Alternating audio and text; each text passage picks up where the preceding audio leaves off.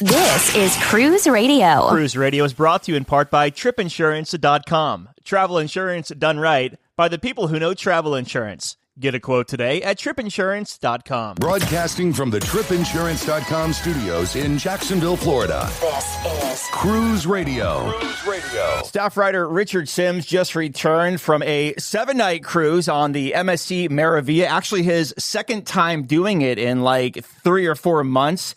Both times were in the Yacht Club. So we're here to talk about his experience and to see if two exact cruise experiences are alike, whether it's customer service, food, or what have you. So let's just jump right into this because we've talked about this ship in detail before back in October or November. So if anyone wants to get like a deep dive into MSC Meraviglia, they can go back and listen to that episode. But for this one, we'll just jump right to the ship itself.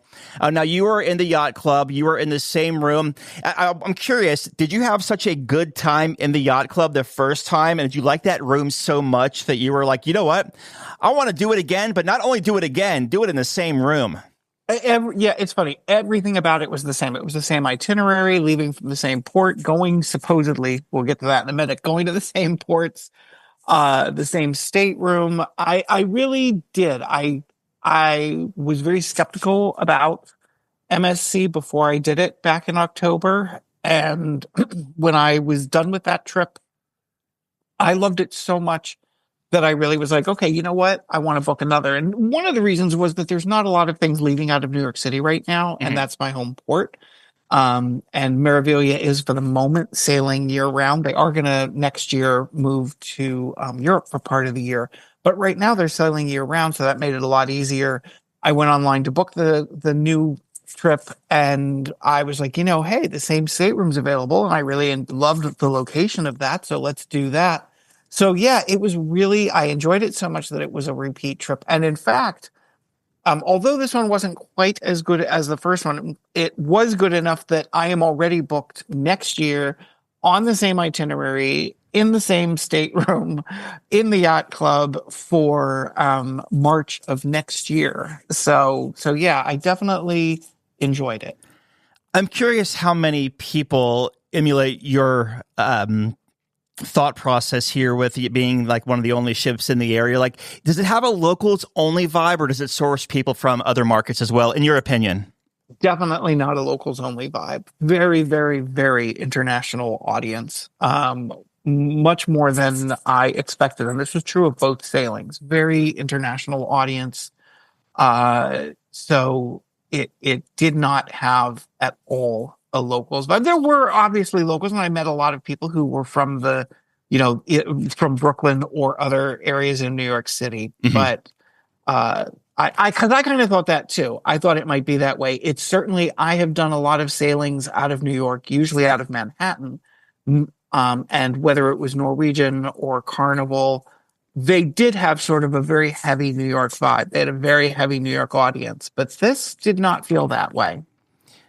Every time you say Brooklyn, I get the flashback to when you, Ashley, and I were getting off of Sunrise up there. And remember, we were stuck in the terminal because they were doing this race. And at first I was like, why are we stuck here? But then there were these firefighters running through the tunnel in full gear. Yes. Yeah, I was like, okay, yes. I'm actually, this is very cool. I'm not mad anymore. My flight's not till later anyways. But it's so funny because, there are so many situations where what you think is a negative can turn into a positive, and that was definitely one of them. That was very cool, and something that had we come in the day before, had we come in the day after, had we come in at a different time, we wouldn't have experienced. Mm-hmm. Yeah, certainly. Yeah, Brooklyn is a good terminal. I mean, it's a little inconvenient to get to. It's a little. It's both times that I've been out there, well, all 3 times that I've been out there, because I believe I sailed out of there for Queen Mary as well. The Uber drivers or the drivers that I hire, the car service, almost inevitably get lost because it's a really difficult terminal to find. But once you got there, and again, when I got there on this trip, this was in early January, it was freezing cold. It was New York City, winter, cold. And never was I so grateful to be in the Yacht Club because, the driver dropped me off, and someone came right over, took my luggage, ushered me into the building. So, no waiting outside, no waiting even near the door, and took you right up to the front of security. And that was very nice. That was a sign of how the week was going to go weather-wise, because it was a disaster weather-wise. Okay, so you're in the yacht club. You get up there. Are you seeing a lot of familiar faces, or has there been shifts or changes in crew at this point? Almost completely different, which was wild because I loved the concierge on my first sailing. I loved my butler.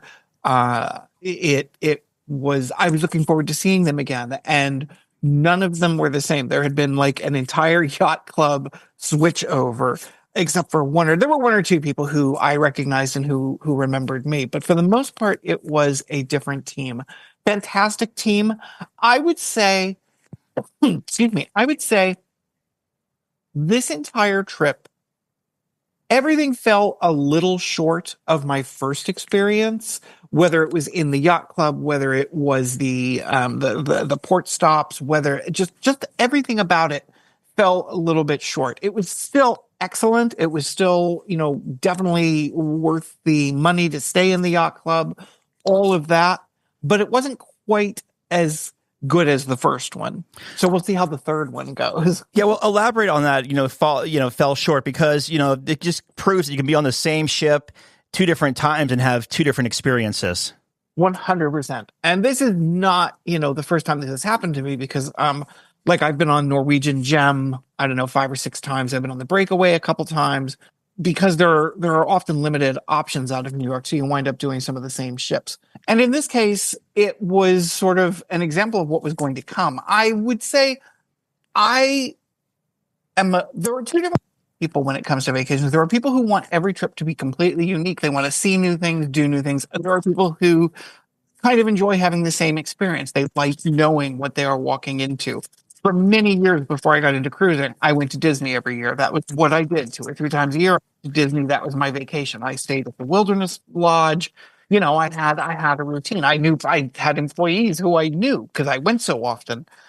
With cruising, at this point in my cruising, I am about the same. I really enjoy knowing what I'm walking into. There are exceptions. Like I really loved when I flew down to Florida, which was like the only time I flew to a cruise and did Mardi Gras because it was such a cool ship and I really wanted to experience it.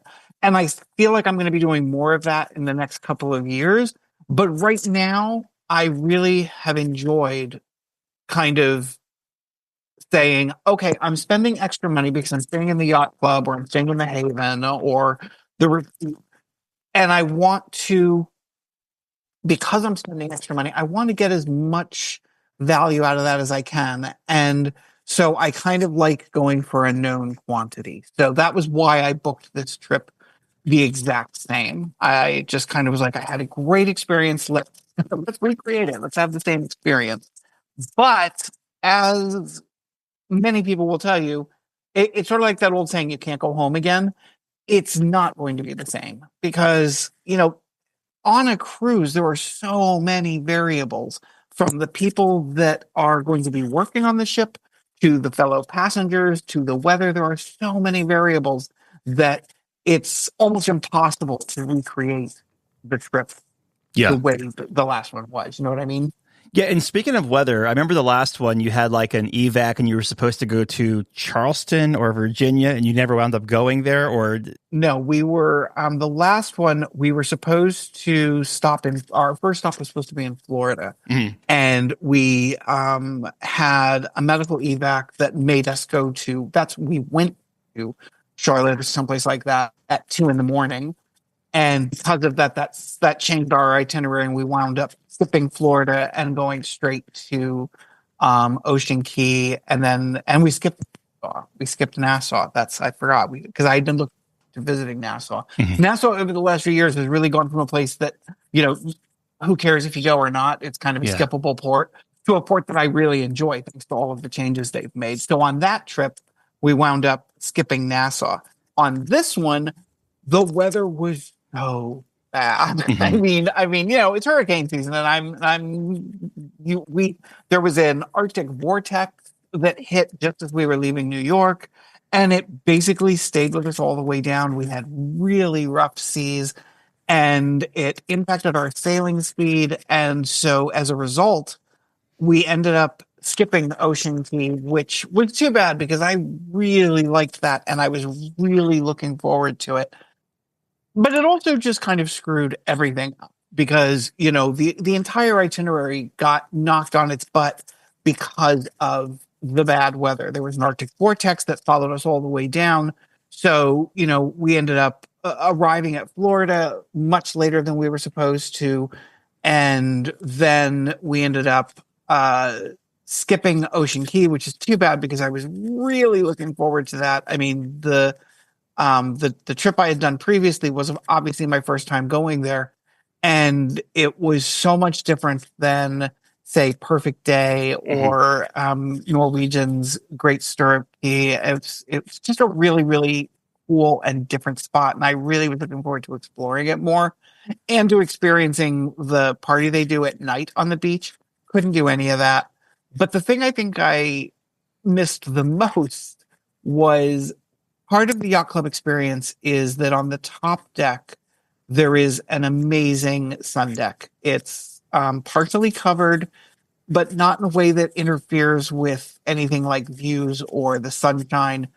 It's got gorgeous seating areas all around. It's got a nice pool, a little hot tub. There are apparently some private cabanas, which I only noticed on the last day.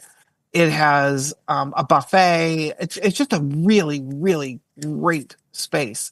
And on my first trip, I used it a lot. On this trip, the weather was so bad that I never got up there. I think I went up once. There was one night, and it was actually my favorite night of the whole cruise, where it was a beautiful night out.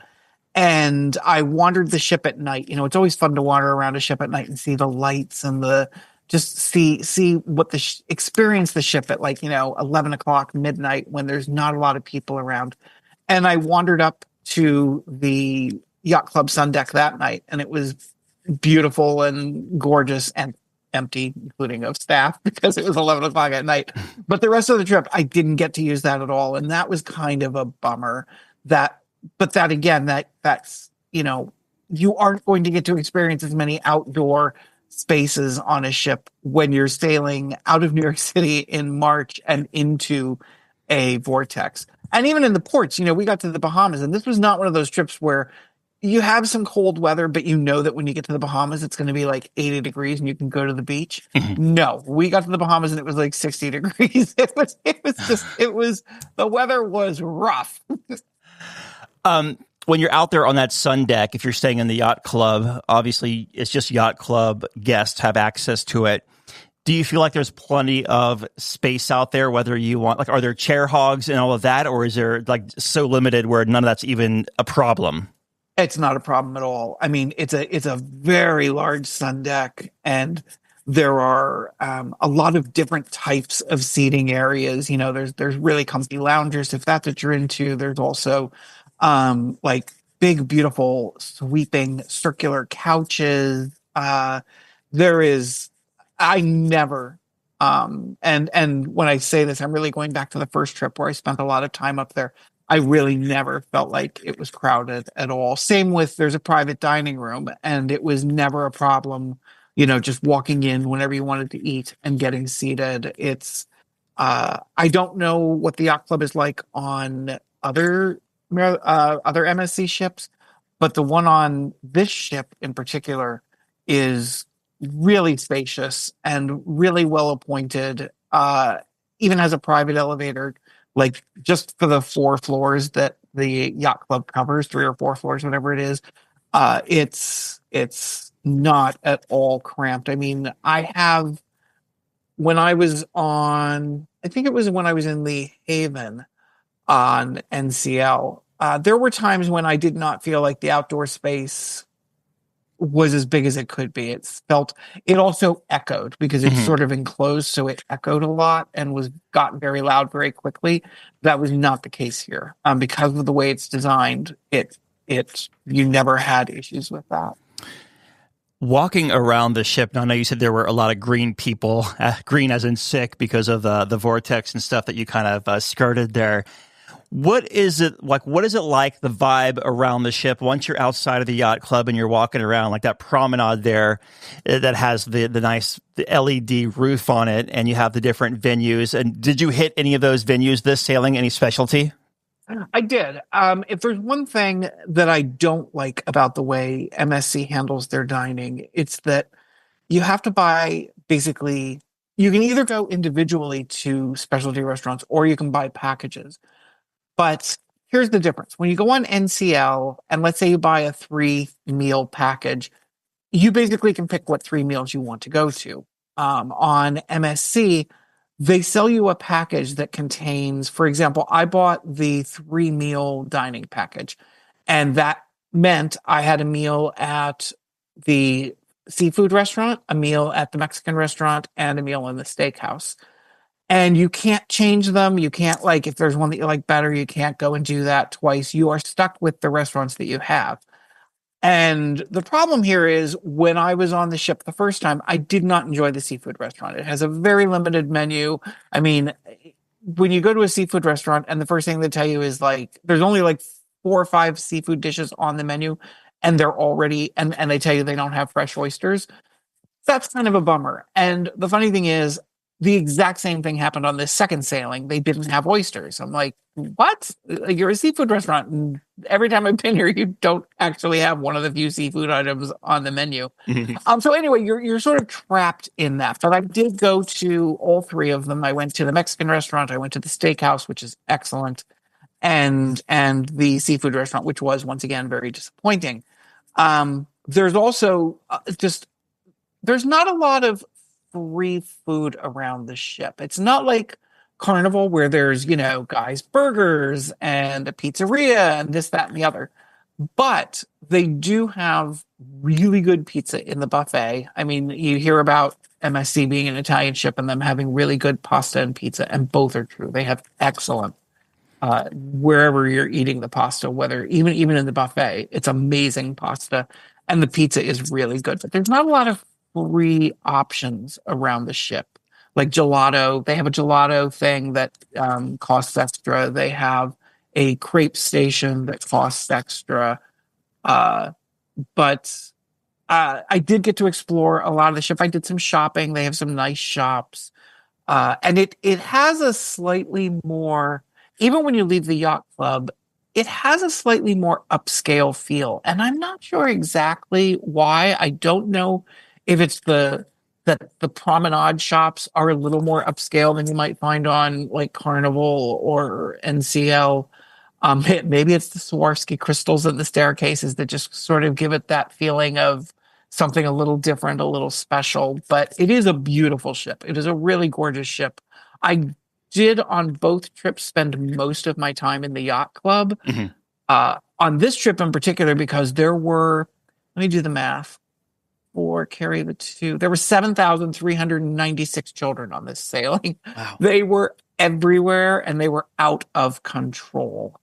They just, it was insane. One night I was wandering around the ship at probably around 11 o'clock at night, and the elevator doors opened, and it was like a scene out of some horror movie where there were tiny children. There were children who had been turned into very fast zombies, and they were just running around, they were literally jumping on couches and climbing over furniture in the lobby area. It was wild. I've seen children on other ships. I've seen, out of control children wandering around unsupervised. I've never seen anything like this. So, and there are a lot fewer children in the yacht club. Children are allowed, but there are a lot fewer of them. So I spent a lot of time in the yacht club. The steakhouse, the butcher's cut, or whatever MSC calls it, how would you compare that to, I know you've been to both Fahrenheit 555 and Cagney's multiple times. Compare that to MSC.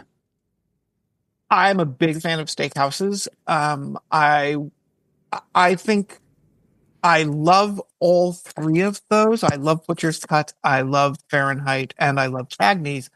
Cagney's is still my favorite, and I think that's because Of the three, I can't really remember if this is true of Carnival, but I will definitely say it of MSC. When you go to the MSC Steakhouse, it's a little nickel and dimey. Like, you've got your basics, you've got your appetizer, your steak, and your dessert, but you go much beyond that, and you're going to pay extra if you want, extra sides or whatever.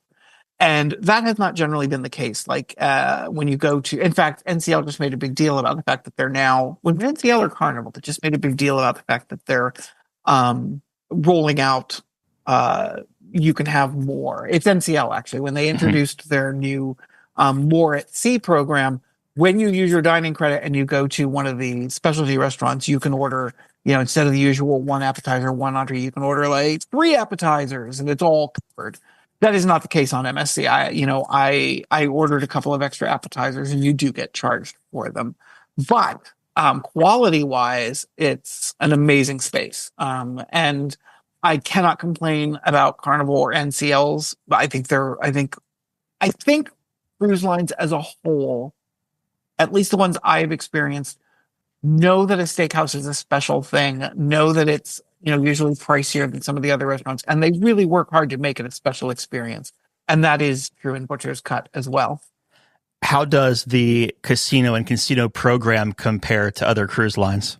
Not as good. Most of the other cruise lines have programs in the casino that like you earn points over time. If you do 4 cruises, each time your points are racking up and you're moving up in a. And MSC does not do it that way. MSC seems to do it basically by what you earn on that trip. You get, every 500 points or something, you get a little bit of free play, whatever. If you hit 9,000 points, that I believe it is, you get a free cruise. But they don't carry over. So like my points from my October trip did not count toward my January trip. I started again at 0. So I didn't love that. I also found that MSC's, or at least again, I'm speaking Meraviglia, I don't know how it is across the fleet, but I did not think that they had very good drink service in the casino. If that's important to you, there were times when there would be 20 drink servers wandering around, but even then it was a little hard to get their attention. But more often than not, there just weren't drink servers wandering around. And I have always found that to be an important part of the experience, not only because I like to drink, but I mean, if I own a casino, the more you drink, the more you're going to probably, take chances and spend more money. That's always been the logic behind casinos. That's why many of them pump you full of free liquor. But it's a little hard to get drinks in there. That was otherwise though, it's a nice casino. It paid me well. I came home with money, which is always nice. And there's a really good selection of slot machines. And one of the things that surprised me was a lot of times casinos on ships don't necessarily update their machines all that often. In other words, if you're a fan of Locket Links, great, because all the cruise lines put them in 20 years or 10 years ago and they've kept them since. But on MSC, they actually had some of the latest games. They had like Mystery of the Lamp, which is a relatively new game that's very popular. They seem to do a very good job of getting the latest versions of games, or certainly within the last year. And that's, if you're a gambler who likes slot machines, that's kind of important. MSC has gone in 2 different directions entirely, depending on what ship it is, and smoking in the casino. How does it play out in this one? Oh, it's smoky. There is a non-smoking section, but there's no division between the smoking and non-smoking. So if there is one good thing, it's that there are 2 casinos on this ship. There is a small annex, and the funny thing is they're like really close to each other. They're only like maybe 100 yards away from each other, but there's a small annex, and then there is the main casino. At the small annex, I don't believe there's any smoking there at all. In the large casino, it's part smoking, part non-smoking. But what's really nice is that unlike on ships where there's something right outside the casino and like maybe a restaurant or something that winds up smelling smoky, that is not the case on MSC. The casino is down like a hallway that separates it from almost from the rest of the ship, really. So while it can get smoky in there, especially in the smoking section, it doesn't permeate the whole ship, which is really nice. Just after the casino, when I was on there, we're talking about like 2019 probably, there was a spot that was a Cirque show back there. What's happening back there? Because I know that MSC discontinued their Cirque partnership just after the restart. They did. MSC has two different sets of shows. They have theater shows, standard theater shows, Broadway tunes, that kind of thing. And then they also have two shows that they rotate every other night that are pay events. And they are done in that theater. The one is a Houdini show and the other is like a rock show. And, they feature lots of special effects and people flying above your heads and all that. They're not expensive. They're like, I think it's $10 if you get it with the dinner program, maybe up to $15, and they come with a free drink. And they're okay. I mean, I didn't love them. I didn't hate them. I wouldn't pay to see them again. They were better than one of the free shows. One of the free shows I have just a major hate on for Club Disco. I just think it's a terrible show. It's one of the worst shows I've ever seen at sea, and I've seen some bad shows. Mm-hmm. But the pay shows are decent. I don't think you need to see both of them. They're very similar. And so I would pick the one that, you're most thematically interested in and see that. But they are, yes, there's different songs and different, some of the special effects are different, but as a whole, they are very, very similar shows. So I don't think you need to see both of them.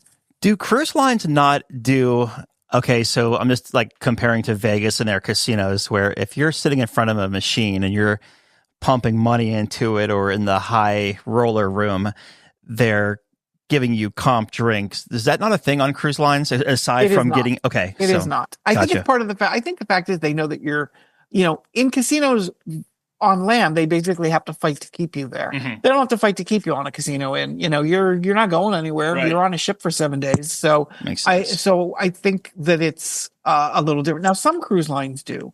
And don't forget, if you are like, I had the unlimited drinks package, so didn't matter. I was getting free drinks one way or the other. I will say that the smartest thing you can do in a situation like that, where there aren't a lot of servers, is pick one server who seems particularly, either attentive or friendly or healthy, you can catch their eye, and slip them a 10.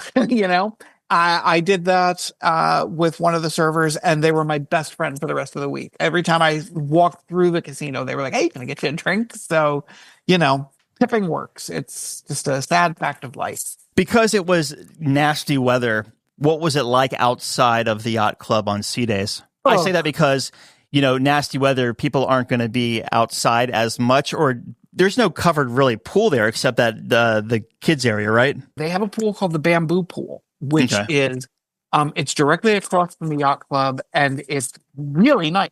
The big pool, it's got 2 or 3, I can't remember how many, 2 or 3 hot tubs. And the funny thing is, the first few days of the trip, despite it being bad weather, nobody seemed to know it was there. Like it is kind of in a weird place, I guess. So for the first couple of days, it was pretty much empty. After that, it got very full because, with the weather being so bad, it does drive crowds inside. And I don't know, I don't usually take part in a lot of, like trivia and stuff like that. But I did hear several people saying that they didn't think there was enough going on. And I don't know if that becomes more, it probably becomes more of an issue when you have bad weather because, you're not like sitting by the pool hanging out. You need to be entertained. But there seemed to be a general feeling that there wasn't enough of that kind of stuff going on. Well, as we wrap up your second sailing on MSC in the Yacht Club, any pros or cons you want to give us to that? I have become a really big advocate of the Yacht Club. Again, I've only experienced it on Meraviglia, but I kind of think that when you are talking about the ship within a ship experience, it tends to be very similar across fleets. They don't do a lot of changing of it. They find what works and they stick with it. There are certain, like Norwegian on their new ships is doing the Haven on the back of the ship as opposed to the front of the ship, which I think is a great idea. I really love that because who doesn't love the aft views? But overall, they kind of stick to the same. But I will say this about Meraviglia and its yacht club. It is cheaper generally than if you price for, say, the Haven or the Retreat.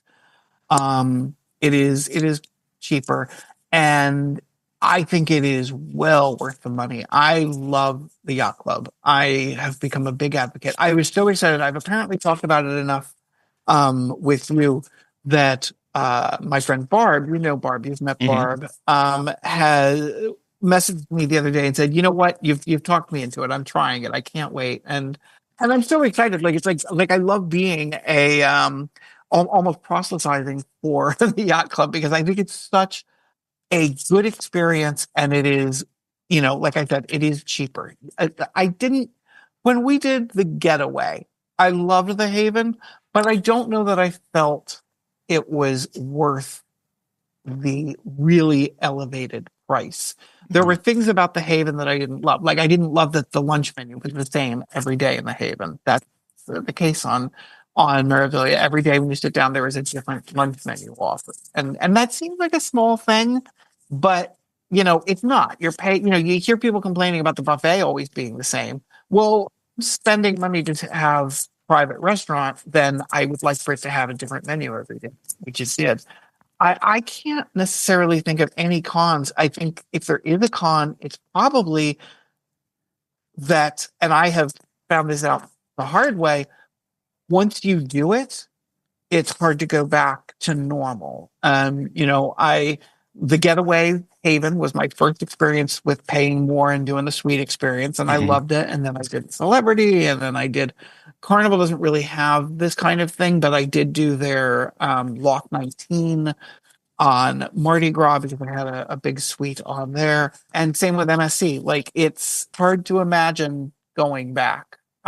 So that's my big con is once you spend the money, you're going to want to spend the money again and again because it is really that good an experience. I mean, it's the little things like when you're leaving the ship for any reason, when you're going to a show, the butler will there. They will make sure you get where you're going. They'll make sure you pass all the lines. They'll make sure, whatever. I called room service one night to order a pizza and did not realize that room service basically called your butler or showed up with my pizza. Oh, I felt so bad. I was like, I can't believe it's like 1 a.m. and they woke you up to get me a pizza. He's like, Ace, that's our job. So yeah, once you experience that level of service, it's tough to go back. Does the drink package automatically come with the yacht club? It does. Premium drink package, Wi-Fi for 2 computers. We talked about this on the show recently, but they are changing the drink package across MSC to be like Carnivals, where you only have 15 drinks. And originally, that was not going to include the yacht club. Like, if you were staying in the yacht club, you could drink as much as you wanted in the yacht club, but if you left the yacht club, those drinks would start to count toward your 15 per day. It was very weird. Now they are changing that, and it is everywhere on the ship, including the yacht club, is going to be a 15 drink maximum. So, if that is a big deal to you, then know that. Although, unlike on Carnival, they are also saying if you hit that 15 drink minimum and you want more, you can still have more. You just have to pay for it. Well, as we wrap up here, what would you say to someone who is on the fence either about sailing MSC Cruises or sailing on MSC Meraviglia? It's a great ship. I have not sailed it. We jokingly call it steerage, somebody who's not staying in the yacht club. And I do think that it is a different experience. I mean, because you're not going to have all of those elevated perks that you get in the yacht club. But just from wandering around the ship and, seeing what I saw, the dining rooms look great. They had the food in the main dining room. The menus were so good that I really considered going to the main dining room instead of the private dining room for dinner because they had some amazing menus down there. So, I mean, it seems pretty decent.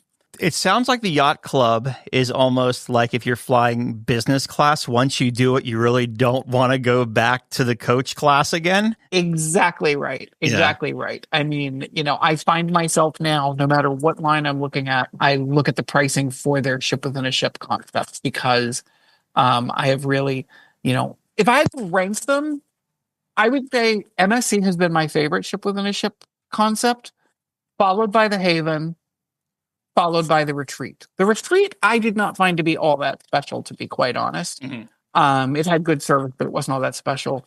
And Carnival really falls short in this area because they don't have this kind of an experience. They don't have a true ship within a ship experience with its own bar, its own restaurant, they have little aspects of that, but not the full package. And I'll be interested to see if as Carnival moves forward, they start doing something along these lines because clearly it's a moneymaker. Yeah. Well, we've been talking with staff writer Richard Sims, kind of comparing his two MSC cruises on MSC Meraviglia out of Brooklyn. Richard, as always, thanks, my friend, and we'll talk to you next week. As always, glad to be here.